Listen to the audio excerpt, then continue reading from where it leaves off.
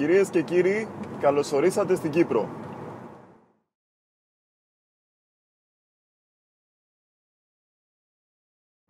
Τι κάνετε, ελπίζω να είστε όλοι καλά και πάνω απ' όλα υγιείς. Τρίτη σήμερα, 10 Μαΐου, η ώρα είναι περίπου 1 το μεσημέρι και είμαστε στη Λευκοσία. Την προηγούμενη εβδομάδα, συζητώντας με ένα φίλο, μου έθεσε αυτό ακριβώς το ερώτημα που βλέπετε. Αν πρέπει να φέρει το αυτοκίνητό του από την Ελλάδα εδώ. Το ίδιο ερώτημα είχε απασχολήσει και εμένα πριν έρθω στην Κύπρο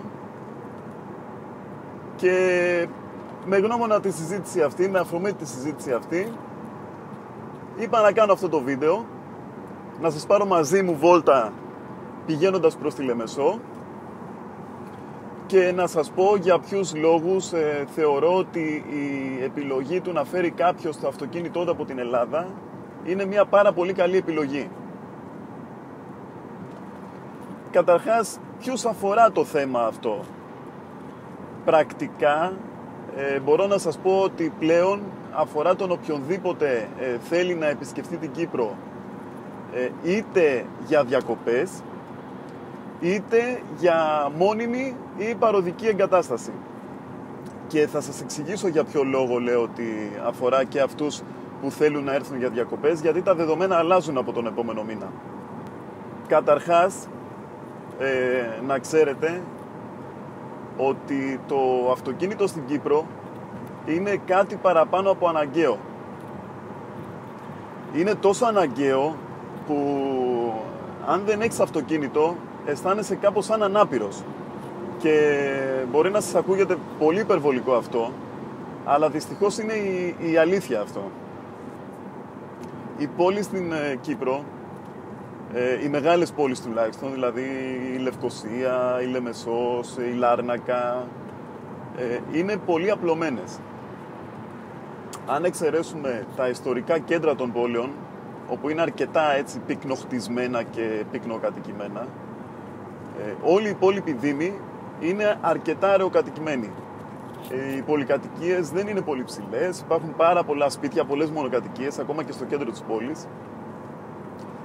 Και επιπλέον τα λεωφορεία που εξυπηρετούν δεν είναι ούτε πολλά, οι γραμμές δηλαδή, αλλά ούτε και συχνά τα δρομολόγια.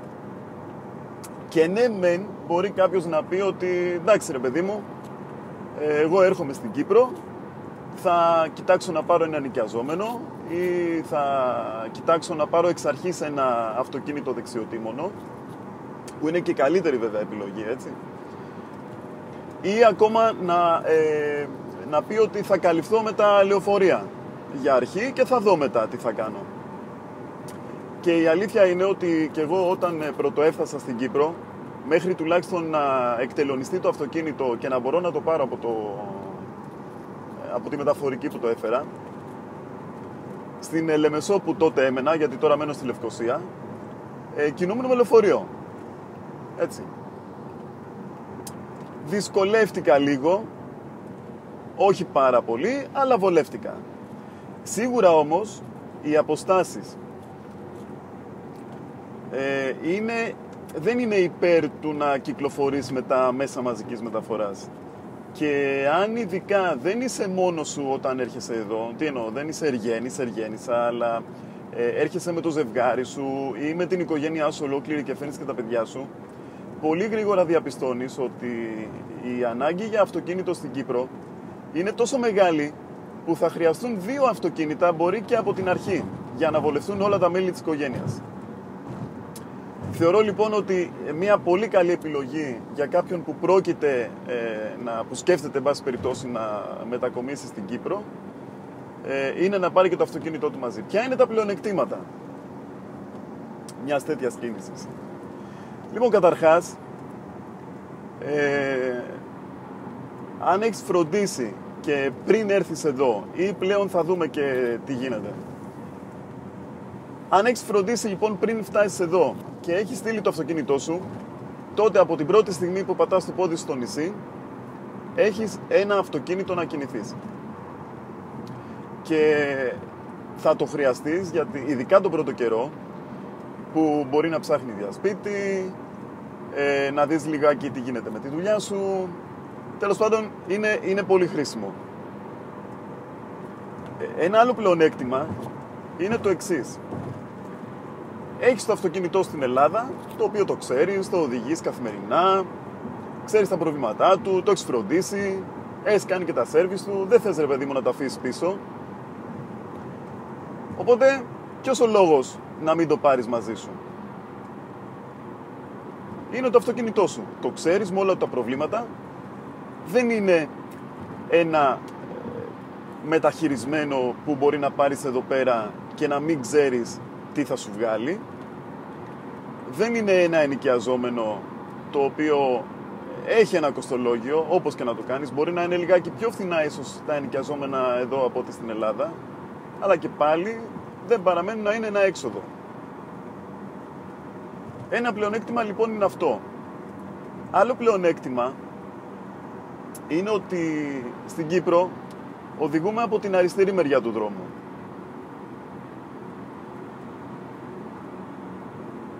Ερχόμενος λοιπόν εδώ, αναγκάζεσαι να αλλάξεις τον τρόπο που οδηγείς.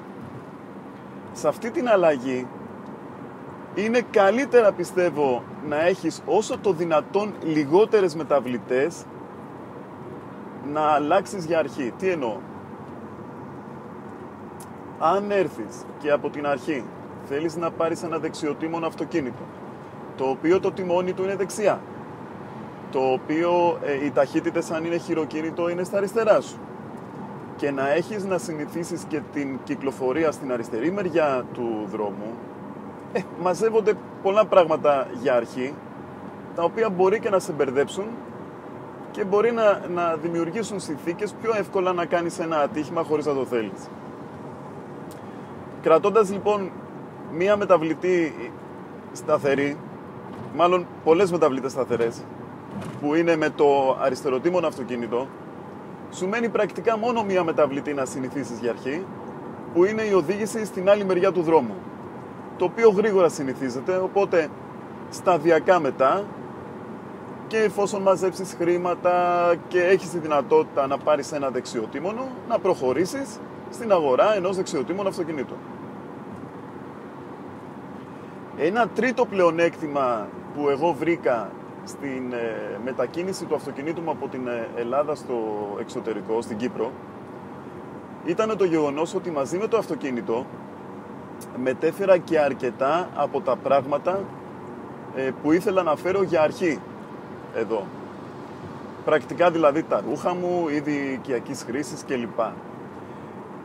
Σε διαφορετική περίπτωση θα έπρεπε να πληρώσω μεταφορική, που πιθανά το κόστος να έβγαινε μεγαλύτερο από ό,τι η μεταφορά του αυτοκινήτου, και έτσι έφερα και το αυτοκίνητο και τα πράγματα, 2 σε 1 λοιπόν. Οπότε γλίτωσα κάποια χρήματα από αυτή την μετακόμιση. Τώρα, υπάρχουν δυσκολίες στην μετακίνηση, στην οδήγηση εδώ στην Κύπρο με ένα αριστεροτίμονο αυτοκίνητο? Υπάρχουν κάποιες δυσκολίες, κυρίως αφορούν την οδήγηση μέσα στην πόλη, ειδικά όσον αφορά διασταυρώσεις που θες να στρίψεις δεξιά, να βγεις δηλαδή στο αντίθετο ρεύμα, όπου δεν έχεις πολύ καλή ορατότητα στα τετράγωνα από την δεξιά σου μεριά για να δεις αν έρχεται κάποιος. Και στις στροφές αριστερά, επειδή είσαι κοντά στην κολόνα και είναι εσωτερική η στροφή, δεν βλέπεις αν έρχεται κάποιος πεζός φερρυπίν ή αν έχουν παρκάρει αυτοκίνητα στην αριστερή μεριά του δρόμου, δυσκολεύουν λιγάκι την ορατότητά σου. Μια άλλη δυσκολία ή ένα άλλο πρόβλημα, ας το πούμε έτσι, που μπορεί να... όχι που μπορεί, που σίγουρα υπάρχει, είναι η οδήγηση τη νύχτα. Επειδή τα αριστεροτίμωνα αυτοκίνητα έχουν προβολής για να φωτίζουν για κίνηση στη δεξιά μεριά του δρόμου, Στην αντίθετη κυκλοφορία μπορεί να στραβώνουν τους απέναντι.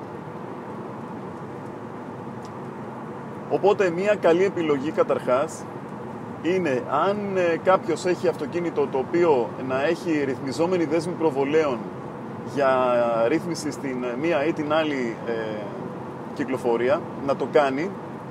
Ιδάλλως μπορεί να αλλάξει προβολής, να τους κάνει δηλαδή για το αντίστοιχο μοντέλο το δεξιοτήμονο, ή στην τελική των περιπτώσεων να βάλει αυτοκόλλητα μπροστά στους προβολείς που να κόβουν τη δέσμη που χτυπάει απέναντι, ή απλά να χαμηλώσει τη δέσμη τόσο ώστε να μην τυφλώνει τους απέναντι. Τώρα, όσον αφορά την ίδια την οδήγηση στην αριστερή μεριά του δρόμου, παρά το φόβο που είχα από την αρχή, που έλεγα ότι αν θα τα καταφέρω ή όχι, μπορώ να σας πω ότι από την πρώτη στιγμή που οδήγησα εδώ, τα πράγματα κύλησαν κανονικά. Είναι σαν να οδηγείς οπουδήποτε. Απλά λες στον εαυτό σου ότι πλέον οδηγούμε από την αριστερή μεριά του δρόμου και φροντίζει να το θυμάσαι. Ευτυχώς, επειδή στην Κύπρο έρχονται πάρα πολλοί τουρίστες από διάφορα μέρη του κόσμου που οδηγούν στη δεξιά μεριά, υπάρχουν συχνά πυκνά πινακίδες οι οποίες υπενθυμίζουν στους οδηγούς ότι πρέπει να οδηγούν στην αριστερή μεριά του δρόμου, και υπάρχουν και στην εθνική και στο επαρχιακό οδικό δίκτυο τέτοιες πινακίδες. Είναι ένα έξτρα safety measure για αποφυγή ατυχημάτων. Η σήμανση επίσης είναι αρκετά καλή, μπορώ να πω, οπότε και αυτή βοηθάει στην αποφυγή του να μπερδευτεί κάποιος και να βγει κατά λάθος στο αντίθετο ρεύμα κυκλοφορίας.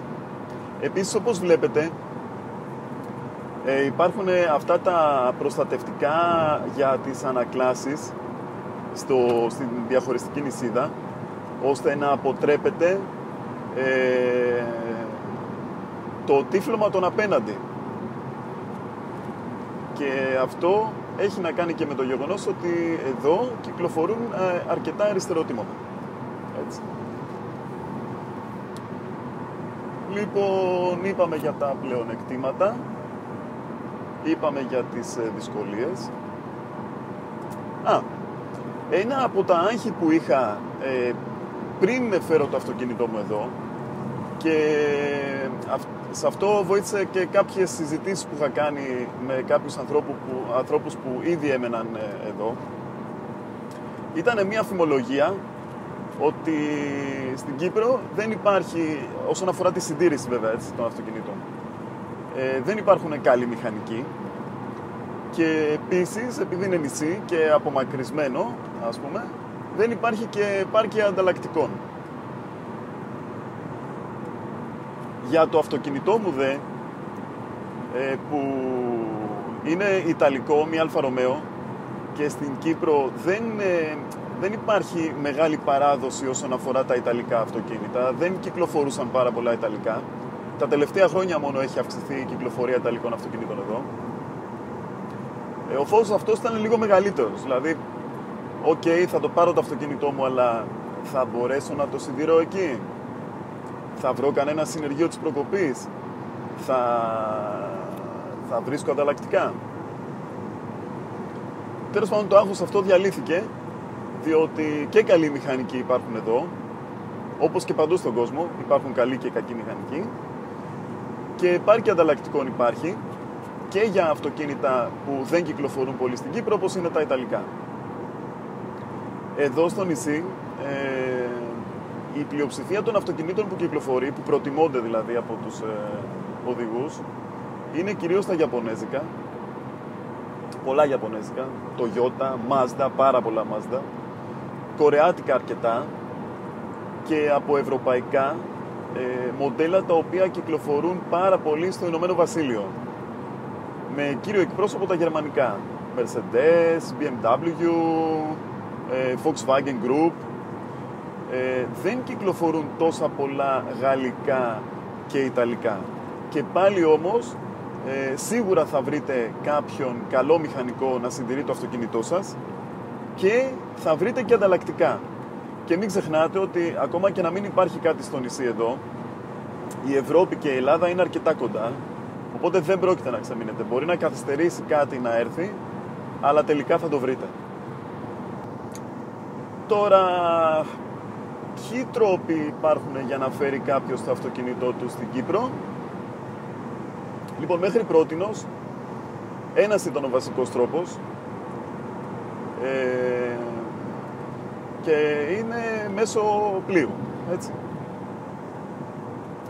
Υπάρχουν εμπορικές ακτοπλοϊκές γραμμές που συνδέουν την Ελλάδα με την Κύπρο και υπάρχουν μεταφορικές που κάνουν αυτή τη δουλειά, μεταφέρουν δηλαδή για εσάς το αυτοκίνητό σας εδώ, φροντίζουν και να το εκτελονίσουν, οπότε εσείς το παραλαμβάνετε και αναλόγως του τι θέλετε να κάνετε με το αυτοκίνητό σας πορεύεστε.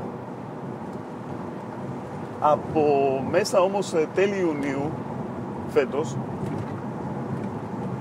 ξεκινά πάλι επιβατική ακτοπλοϊκή γραμμή που συνδέει την Κύπρο με την Ελλάδα, η οποία έχει σταματήσει 10 χρόνια τώρα και μπορεί κάποιος να έρθει ως επιβάτης φέρνοντας μαζί και το αυτοκίνητό του εδώ, το οποίο από ό,τι έχω δει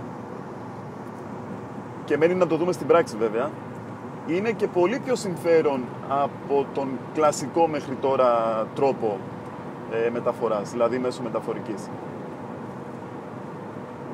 Τώρα, όσον αφορά τον κλασικό τρόπο, εγώ όταν είχα ψάξει στο διαδίκτυο μεταφορική για να φέρω το αυτοκίνητό μου στην Κύπρο, είχα δει 2 μεταφορικές. Θα βάλω links στην περιγραφή από κάτω. Οπότε σίγουρα υπάρχουν τουλάχιστον 2, μπορεί να υπάρχουν και παραπάνω. Η μεν πρώτη είχε ως λιμάνι αναχώρηση στο Λαύριο, η δεύτερη τον Πειραιά. Στη μεν πρώτη, όταν είχα ρωτήσει και είχα πάρει προσφορά για ένα αυτοκίνητο κανονικό hatchback, όπως είναι το δικό μου, μου είχαν ζητήσει περίπου 750 ευρώ πριν από 1,5 χρόνο. Μπορεί οι τιμές να έχουν αλλάξει φυσικά. Πριν από 1,5 χρόνο λοιπόν περίπου 750 ευρώ, χωρίς όμως να συμπεριλαμβάνονται τα τέλη του προσωρινού εκτελονισμού. Στη δεύτερη ήταν λίγο πιο ακριβό το πακέτο, ήταν γύρω στα 850 αν θυμάμαι καλά ευρώ.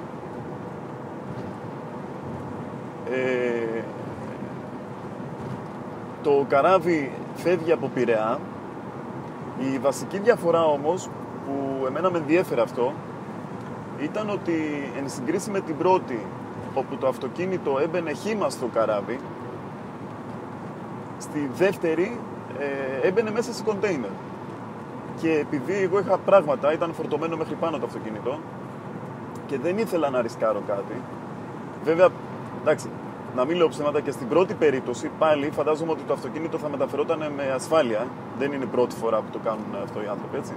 Απλά εγώ επειδή είχα ένα άγχος παραπάνω και ήθελα να έχω το κεφάλι μου σίγουρο, προτίμησα να το φέρω το αυτοκίνητο κλειστό σε κοντέινερ. Τώρα η διαδικασία είναι απλή γενικά και είναι κοινή, απλά αλλάζουν κάποια πράγματα στις δύο αυτές περιπτώσεις. Για να φέρεις το αυτοκίνητο λοιπόν πρέπει καταρχάς να περάσεις από το τελωνείο, είτε από το Λαύριο είτε από την Ελευσίνα που πέρασα εγώ αφού ήθελα να το πάω το αυτοκίνητο μέσω Πειραιά, να κάνω μια χαρτούρα, να ελεγχθεί εκεί ότι το αυτοκίνητο δεν είναι διαγεγραμμένο, ότι δεν χρωστάει, ότι δεν είναι κλεμμένο, και μετά να πάει στην εταιρεία και από εκεί να έρθει στην Κύπρο για να εκτελονιστεί στο τελωνείο της Κύπρου. Τώρα, όσον αφορά την προσωπική μου εμπειρία σε αυτό, εγώ πήγα το αυτοκίνητο στην Ελευσίνα, έκανα τη χαρτούρα αυτή, αμέσως μετά το πήγα στις αποθήκες της εταιρείας στον Ασπρόπυργο Εκεί παρέδωσα το αυτοκίνητο, συμπλήρωσα κάποια χαρτιά, κάποια έντυπα που μου είχαν δώσει σχετικά με το τι μεταφέρω, κάποιες εξουσιοδοτήσεις για τον εκτελονισμό που θα γινόταν εδώ πέρα στην Κύπρο κλπ. Το άφησα λοιπόν, φορτώθηκε στο κοντέινερ, πήγε στο καράβι και το ξαναβρήκα μετά το αυτοκίνητο στην αποθήκη της μεταφορικής στη Λεμεσό, η οποία μάλιστα ήταν και πολύ κοντά στο νέο λιμάνι, στο τελωνείο στο νέο λιμάνι. Οπότε ήταν και πολύ βολικό. Ήδη είχε γίνει και ο πρώτος εκτελονισμός για να βγει το αυτοκίνητο από το καράβι, ο οποίος συμπεριλαμβανόταν στην τιμή. Τώρα, άπαξ και έρθει το αυτοκίνητο στην Κύπρο, υπάρχει μια διαδικασία που πρέπει να ακολουθείτε. Καταρχάς να ξέρετε ότι τα αυτοκίνητα όταν εισάγονται σε μια άλλη χώρα πρέπει να καταβάλλονται κανονικά και ΦΠΑ και τέλη στο τελωνείο. Όπως παραδείγματος χάρη κάποιος θέλει να εισάγει ένα αυτοκίνητο μεταχειρισμένο από τη Γερμανία και πληρώνει εκτελονισμό και ΦΠΑ, το ίδιο ισχύει και για την Κύπρο. Όμως, καταρχάς μπορεί κάποιος να θέλει να μεταφέρει το αυτοκίνητό του εδώ για μικρό χρονικό διάστημα.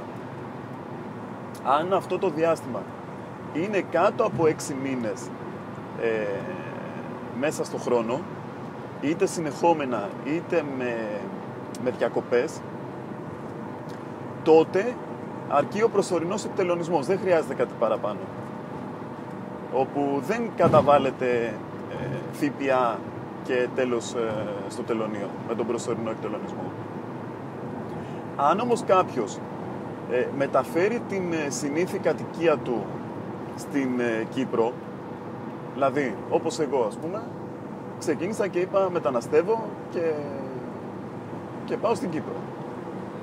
Επειδή το αυτοκίνητο θεωρείται μέρος της προσωπικής περιουσίας που μπορεί να μετακινήσει κάποιος, μπορεί να διεκδικήσει να εκτελονίσει μόνιμα το αυτοκίνητο εδώ με απαλλαγή. Τι σημαίνει αυτό? Χωρίς να πληρώσει ΦΠΑ και φόρο εκτελονισμού. Αυτό βέβαια πρέπει να γίνει μέσα στο πρώτο δεκαήμερο από τη στιγμή που θα φτάσει το αυτοκίνητο εδώ πέρα στην Κύπρο. Εγώ αυτό έκανα λοιπόν, εκτελώνησα μόνιμα το αυτοκίνητό μου με απαλλαγή, αφού μετέφερα τη συνήθη κατοικία μου εδώ. Οπότε πέρα από το τέλος εκτελονισμού, το εφάπαξ, το οποίο ήταν 100 ευρώ και δεν ξέρω αν είναι στάνταρ ή αν εξαρτάται από άλλους παράγοντες, ας πούμε από το αυτοκίνητο θέτω.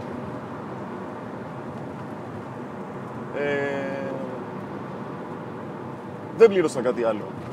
Έτσι. Επίσης να σας πω ότι απαλλάσσονται από το ΦΠΑ τα αυτοκίνητα τα οποία δεν είναι καινούρια. Τι σημαίνει ένα αυτοκίνητο δεν είναι καινούριο? Σημαίνει ότι είναι ηλικίας πάνω των 6 μηνών και έχει κάνει πάνω από 6.000 χιλιόμετρα. Τότε θεωρείται αυτόματα παλιό, οπότε δεν υποβάλλεται σε ΦΠΑ. Υπάρχει όμως μια παράγραφος στην νομοθεσία. Όλα αυτά θα τα δείτε στην περιγραφή. Θα υπάρχουν σύνδεσμοι στην περιγραφή. Υπάρχει όμως μια παράγραφος στην νομοθεσία που λέει ότι αν ένα αυτοκίνητο εισαχθεί από καινούριο, από χώρα κράτους μέλους και υπάρχει το τιμολόγιο αγοράς, το οποίο φαίνεται ότι έχει καταβληθεί κανονικά ο ΦΠΑ στη χώρα κράτους μέλους, τότε μπορεί να μην πληρωθεί ΦΠΑ στην Κύπρο. Οπότε και καινούριο λοιπόν αυτοκίνητο να θέλει να φέρει κάποιος του κουτιού, με μεταφορά της συνήθους κατοικίας, δεν θα πληρώσει ούτε ΦΠΑ.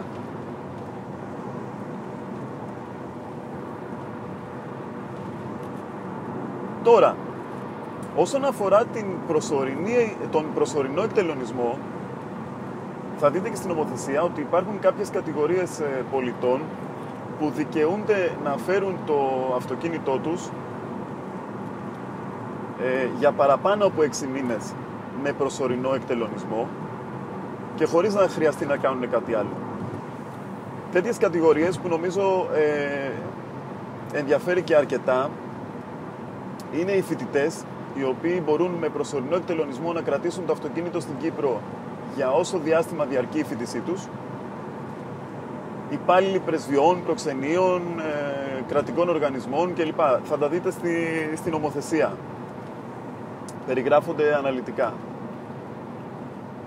Τώρα, κανονικά, κάποιος ο οποίος έχει σκοπό να κρατήσει το αυτοκίνητό του παραπάνω από 6 μήνες εδώ πέρα ή το εκτελονίζει μόνιμα, πρέπει να το ταξινομήσει.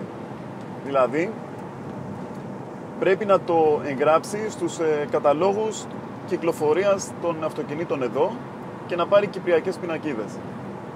Προτού γίνει αυτό, πρέπει να περάσει από έλεγχο κταίο, MOT όπως λέγονται εδώ πέρα, και να έχουν αλλάξει και τα φανάρια προβολής. Παραλλήλως, αφού τελειώσει η διαδικασία και πάρει το όχημα κυπριακές πινακίδες, οι ελληνικές πινακίδες επιστρέφονται στο ελληνικό δημόσιο.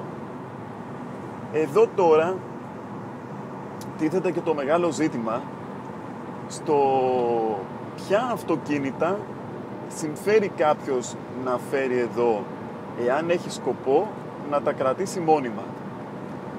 Γιατί η αλήθεια είναι ότι δεν συμφέρει να φέρεις εδώ ένα αυτοκίνητο παλιό αν έχει σκοπό να το κρατήσεις μόνιμα. Τι εννοώ? Με την ταξινόμηση πλέον κάποιος πληρώνει τα τέλη κυκλοφορίας στην Κύπρο, έτσι. Τα τέλη κυκλοφορίας στην Κύπρο γενικά είναι πιο φθηνά από ό,τι είναι στην Ελλάδα. Όμως, από το 2014 και μετά, και πλέον υπάρχει και καινούρια νομοθεσία σε αυτό, έχει αλλάξει ο τύπος υπολογισμού των τελών κυκλοφορίας για αυτοκίνητα τα οποία εισάγονται τώρα και ταξινομούνται τώρα. Έτσι. Και πώς υπολογίζεται τώρα αυτό? Υπολογίζεται πρώτον με τα γραμμάρια εκπομπωμένου διοξιδίου του άνθρακα ενός κινητήρα και με την κατηγορία Euro που ανήκει ένα αυτοκίνητο. Ένα αυτοκίνητο δηλαδή παλιό, όπως είναι το δικό μας, που είναι 18 χρονών τώρα, του 2004, και παρά το γεγονός ότι είναι μόνο 1600 κυβικά, επειδή εκπέμπει 194 γραμμάρια διοξίδιο και είναι κατηγορία Euro 4 ή Euro 3 αν θυμάμαι καλά, δεν θυμάμαι καλά, αλλά δεν έχει σημασία, τα τέλη κυκλοφορίας στα ετήσια είναι πάνω από 650 ευρώ το χρόνο. Είναι ασύμφορα δηλαδή, γιατί στην Ελλάδα ένα τέτοιο αυτοκίνητο πληρώνει 265 ευρώ το χρόνο, έτσι. Αν όμως το αυτοκίνητο που σκέφτεται να φέρει κάποιος είναι Euro 5 και νεότερο και εκπέμπει λίγους σχετικά ρήπους, τότε συμφέρει. Γιατί μπορεί τα τέλη κυκλοφορίας να βγαίνουν λιγότερα από τα αντίστοιχα στην Ελλάδα. Τα Euro 5 και νεότερα έχουν μηδενικά τέλη όσον αφορά την κατηγορία Euro και κοστολογούνται μόνο με γνώμονα τις εκπομπές διοξιδίου του άνθρακα. Έτσι. Προσοχή λοιπόν, σε αυτή την περίπτωση, αν έχετε ένα παλιό αυτοκίνητο, θα πρέπει να αναλογιστείτε το κόστος των τελών κυκλοφορίας. Βέβαια, μπορείτε να κάνετε το εξής. Να φέρετε το αυτοκίνητο εδώ και πριν ολοκληρωθεί ο πρώτος χρόνος, να το γυρίσετε πίσω στην Ελλάδα. Μέσα σε ένα χρόνο υπάρχει αρκετό διάστημα ώστε να συνηθίσετε την κίνηση στην αριστερή μεριά του δρόμου και με τη δουλειά σας να έχετε καταφέρει να έχετε μαζέψει ένα μικρό σχετικά κεφάλαιο και να πάρετε ένα αυτοκίνητο μεταχειρισμένο, έστω και παλιό, δεν έχει σημασία. Τα αυτοκίνητα, τα παλιά, τα μεταχειρισμένα που έχουν εκτελονιστεί από παλιά στην Κύπρο, έχουν πολύ πιο φθηνά τέλη κυκλοφορίας από ότι τα αντίστοιχα στην Ελλάδα. Έτσι. Και επίσης είναι και αρκετά πιο φθηνά από ότι είναι στην Ελλάδα τα μεταχειρισμένα, αν και πλέον με την παγκόσμια τάση ανόδου έχουν αυξηθεί και εδώ λιγάκι τιμές, αλλά και πάλι παραμένουν πιο φθηνά. Σκεφτείτε, ας πούμε, ότι με 4.000 ευρώ μπορεί κάποιος να αγοράσει μια Mercedes E κατηγορία, έτσι, του 2004-2005 μοντέλο, και να πληρώνει γύρω στα 250 ευρώ για έναν κινητήρα πάνω από 2.000 κυβικά, όταν τα αντίστοιχα τέλη στην Ελλάδα είναι 630 ευρώ. Δεν τίθεται θέμα σύγκρισης. Άρα λοιπόν υπάρχει μέσα σε ένα χρόνο, μπορεί κάποιος να έχει αρκετό χρόνο για να πάρει ένα φθηνό μεταχειρισμένο δεξιοτήμονο, και αν είναι παλιό το αυτοκίνητό του και δεν συμφέρει να το ταξινομήσει, να το επιστρέψει πίσω. Και από εκεί και μετά μπορεί να το κρατήσει εκεί σαν δεύτερο αυτοκίνητο, να το πουλήσει. Για αρχή όμως βολεύει πάρα πολύ έστω και το παλιό αυτοκίνητο να έρθει κανονικά εδώ.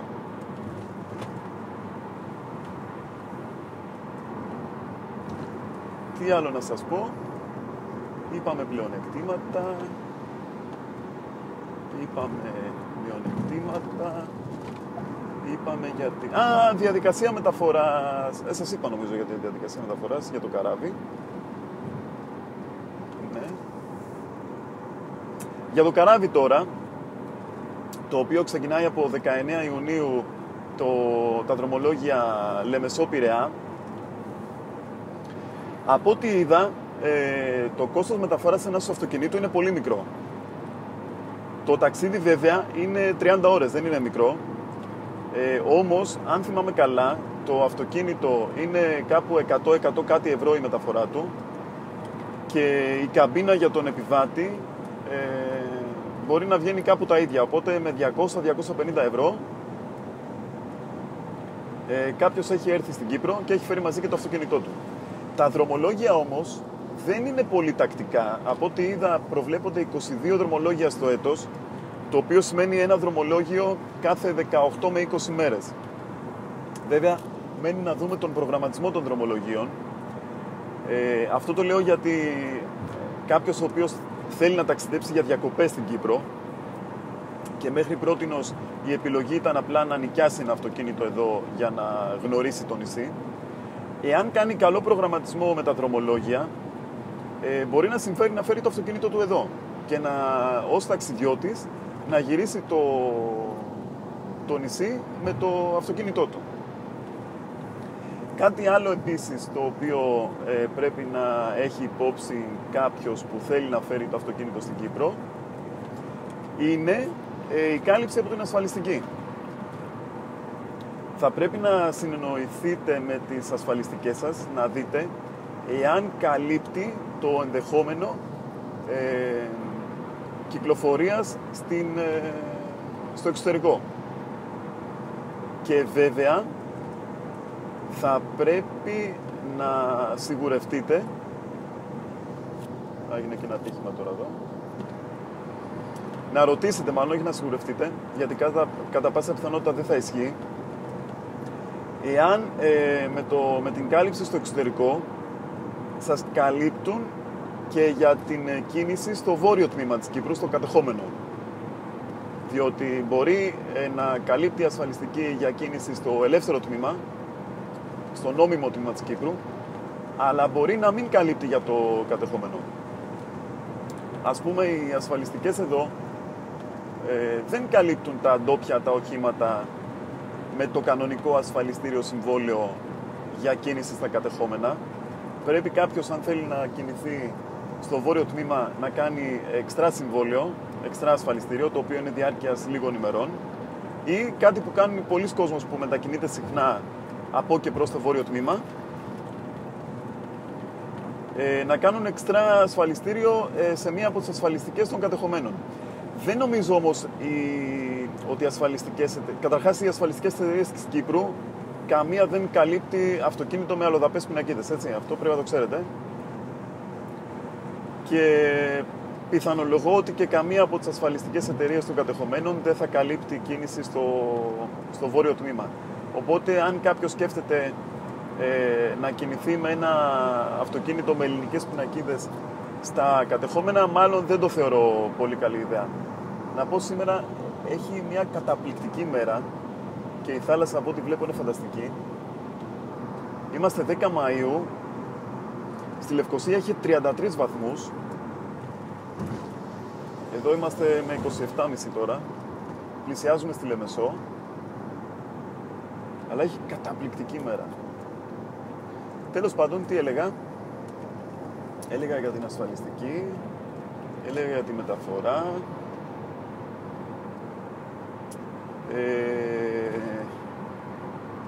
διαδικασία εκτελονισμού. Να πω για την διαδικασία εκτελονισμού, να προσθέσω κάτι. Όταν ήρθε λοιπόν το αυτοκίνητο στην Κύπρο, εγώ πήγα και το παρέλαβα από τις αποθήκες εταιρείας που σας είπα είναι πολύ κοντά στο τελωνείο, στο νέο λιμάνι.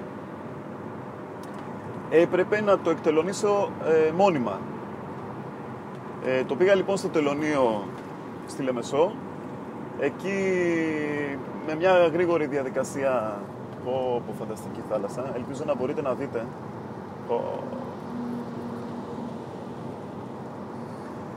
Με μια γρήγορη διαδικασία έγινε ένα έλεγχο στα χαρτιά του αυτοκινήτου και το ίδιο το αυτοκίνητο, ότι ο αριθμός πλαισίου είναι ο ίδιος, ότι ο αριθμός κινητήρα είναι ο ίδιος. Υπέγραψα και μια υπεύθυνη δήλωση που έλεγε ότι το αυτοκίνητο έρχεται για προσωπική μου χρήση Είναι φανταστική σήμερα η θάλασσα. Με αλλαγή του τόπου κατοικίας και επίσης ότι δεν πρόκειται να πουλήσω το αυτοκίνητο ούτε να το μεταβιβάσω σε κάποιον άλλον. Απαγορεύεται αυτή η διαδικασία. Πλήρωσα τα 100 ευρώ στον εκτελονιστή και πήρα το χαρτί που έλεγε ότι το αυτοκίνητο έχει εκτελονιστεί με απαλλαγή.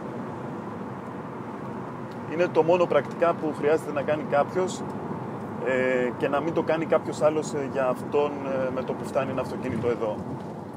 Τώρα, όσον αφορά την μετακίνηση του αυτοκινήτου με την επιβατική γραμμή, δεν ξέρω να σας πω λεπτομέρειες.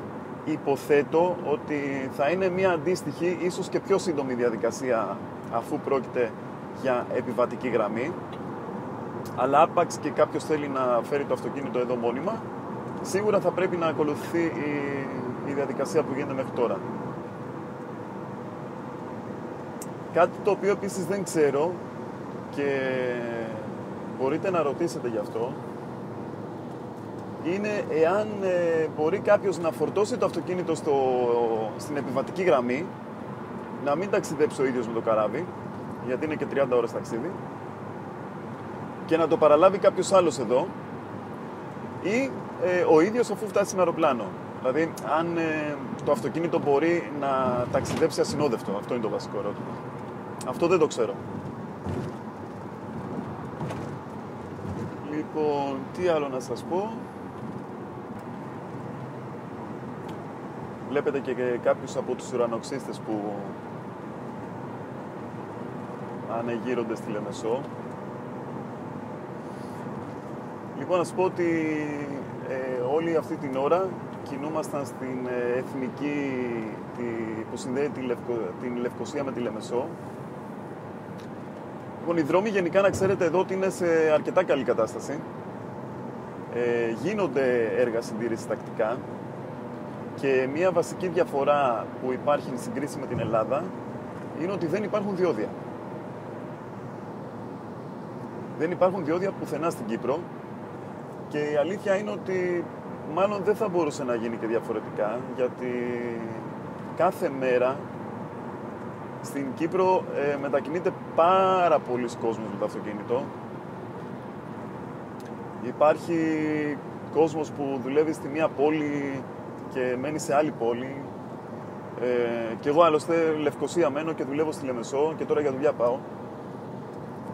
Οπότε και όπως βλέπετε και η κίνηση είναι αρκετή. και υπάρχει κίνηση καθ' όλη τη διάρκεια της ημέρας. Έτσι. Οπότε δεν υπάρχουν διόδια εδώ. Να ξέρετε. Λοιπόν, νομίζω ότι πάνω κάτω αυτά ήθελα να σας πω, γιατί θεωρώ ότι είναι μια πολύ καλή επιλογή το να πάρει μαζί του κάποιος το αυτοκίνητό του από την Ελλάδα στην Κύπρο. Δεν υπάρχει άγχος, μη φοβάστε όσον αφορά την οδήγηση. Εύκολο είναι. Μια απόφαση και γρήγορη συνήθεια. Σίγουρα θα βολευτείτε, ειδικά για την αρχή. Και ειδικά αν είστε ζευγάρια ή οικογένειες που θα χρειαστείτε σίγουρα πάνω από ένα αυτοκίνητο σε βάθος χρόνου, είναι μια πολύ καλή επιλογή το ένα από αυτά να είναι το ελληνικό σας αυτοκίνητο.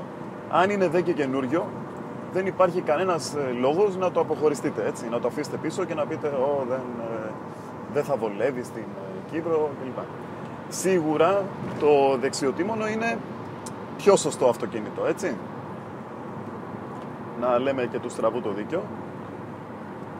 Δεν είναι ότι πιο ασφαλές να κινείσαι με ένα αριστεροτήμονο στην αριστερή μεριά του δρόμου, αλλά δεν είναι και το πιο επικίνδυνο πράγμα. Εντάξει. Αυτά λοιπόν είχα να σας πω. Στην περιγραφή θα βρείτε συνδέσμους για την νομοθεσία, για ένα εργαλείο που έχω βρει υπολογισμού των τελών κυκλοφορίας, το οποίο είναι λίγο παλιό βέβαια, έχει αλλάξει λίγο η νομοθεσία, για τις μεταφορικές, για την καινούργια επιβατική ακτοπλοϊκή γραμμή. Μπορείτε να ρωτήσετε ελεύθερα ό,τι θέλετε σχετικά με το θέμα. Μπορείτε να σχολιάσετε άφοβα. Θα ακολουθήσουν και άλλα βίντεο με θέματα σχετικά με την μετανάστευση εδώ, αν αξίζει τον κόπο, πώς είναι η ζωή εδώ, αν βολεύει, ποια είναι τα προβλήματα, ποιες είναι οι ευκαιρίες, ποιες είναι οι ωφέλειες, και επίσης βίντεο με διαδρομές και κουβέντα, θέματα σχετικά με το αυτοκίνητο και ό,τι άλλο εν πάση περιπτώσει δούμε ότι διευκολύνει κάποιους από εσάς. Με αυτά ήθελα να σας πω. Σας χαιρετώ και ελπίζω να τα ξαναπούμε σύντομα.